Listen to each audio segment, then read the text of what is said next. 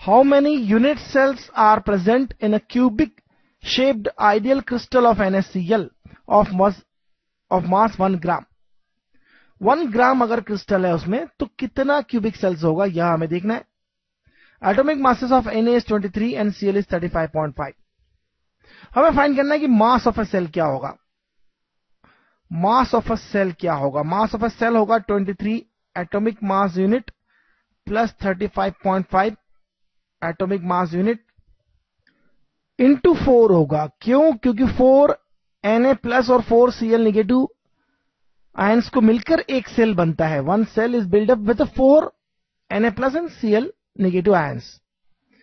तो यह बात आपको अच्छे से पता होना चाहिए, जिसके लिए Z जो होता है 4 होता है, यह बात अच्छे से पता होना चाहिए। Mass of a cell is this, और 1 AMU कितना होता है? 1 एटॉमिक मास यूनिट कितना होता है? 1 AMU होता है 1.67 into 10 to the power minus 27 kg। आपको पता होना चाहिए। या अगर आप देखें तो 1 AMU जो होता है basically 1 upon Avogadro number in the grams होता है, जिससे आप लिखेंगे 1.67 10 टू द पावर माइनस 24 ग्राम। तो 1 AMU जो होगा क्लियरली जो आप देख सकते हैं वो 1.67 into 10 to the power minus 24 gram होता है। तो नंबर ऑफ यूनिट सेल्स क्या हो जाएंगी? Number of unit cell in 1 gram.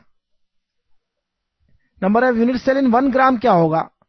That is mass of a cell. You can calculate with this formula, and this is 1 gram divided by mass of a cell.